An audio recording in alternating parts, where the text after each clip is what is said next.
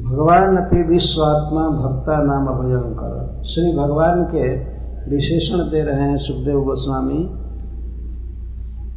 विश्वात्मा भक्ता नाम अभयंकर और भगवान श्री कृष्ण विश्वात्मा है। समस्त विश्व के प्राणियों के हृदय में वे नित्य निवास करते हैं। नित्य सर्वस्य चाहम हृदय सन्निविष्ट मत्त स्मृति ज्ञानम अपोहनम च। भगवान अपने मुख से ही बता रहे हैं कि मैं समस्त प्राणियों के हृदय में सन्निविष्ट सम्यक निविष्ट हूँ, रहता ही हूँ। प्राणियों के हृदय में रहने के लिए भगवान को के लिए प्राण प्रतिष्ठा की जरूरत नहीं है। मूर्ति में उनको प्रकट करने के लिए तो मंत्रों द्वारा प्राण प्रतिष्ठा की जाती है, परंतु सबके हृदय में भगवान स्वयं ही है। सर्वस्य जितने भी कई अरब मनुष्य हैं सबके हृदय में पशु पक्षी कीट पतंग देवता दानव सबके हृदय में श्री भगवान है। हम लोग केवल एक शरीर में है, एक जीव एक शरीर में है, तो उसको ज्यादा से ज्यादा देहात्मा कह सकते हैं। एक देह का आत्मा है। यद्यपि वास्तविक धरातल पर देखा जाए तो वो इस देह का भी आत्मा नहीं है। पर मान लीजिए अगर कोई अभिमान करे कि मैं जानता हूं मेरी चेतना है, तो कहां तक है? एक देह तक। एक देह में हम दूसरे के देह में नहीं रह सकते।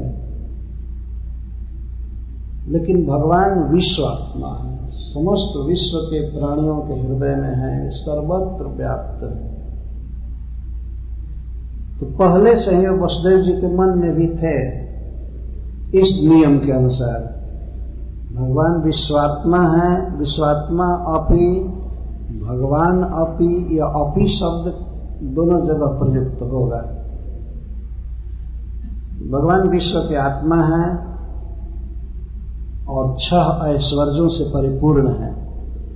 फिर भी श्री भगवान ने वसुदेव जी के मन में प्रवेश किया। इस श्लोक का मूल तात्पर्य है, वसुदेव जी के मन में प्रवेश किया।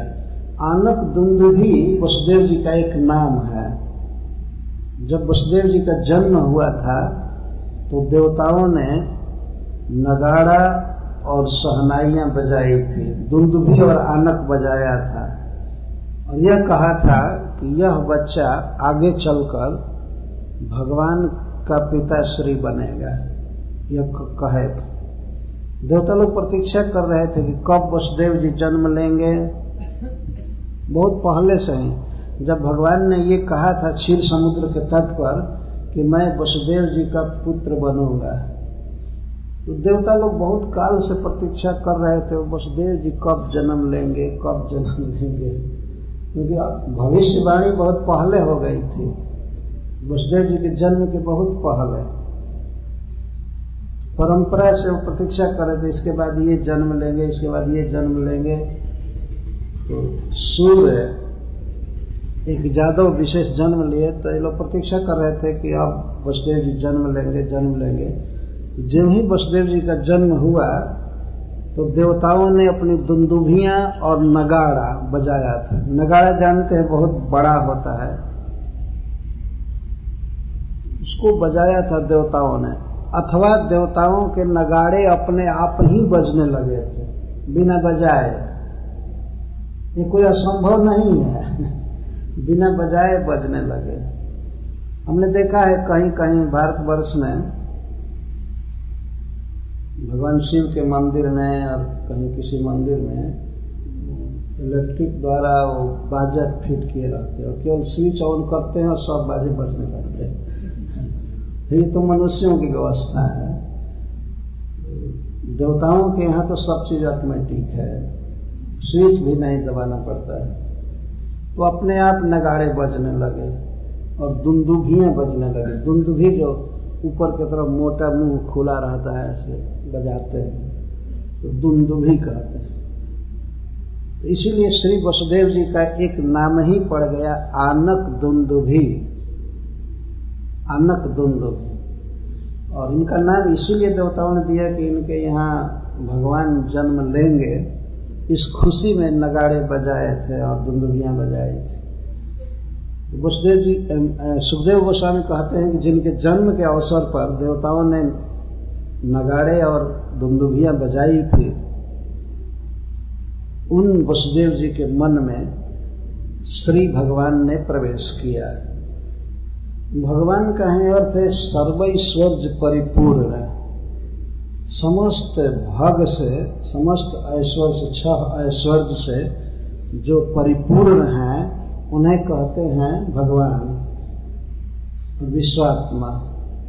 तो ऐसे भगवान जो सबके हृदय में हैं, फिर भी वसुदेव जी के मन में प्रवेश किए।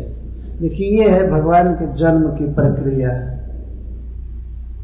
इस संसार में कोई बच्चा जन्म लेता है तो किसी के मन में प्रवेश नहीं करता है। किसी को क्या पता है कि कैसे मन में प्रवेश किया जाएगा।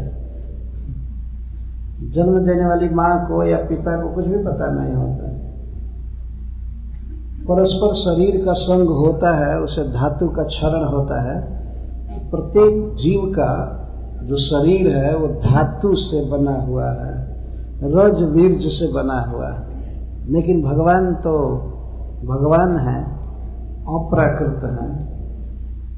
तो वे वसुदेव जी के मन में प्रवेश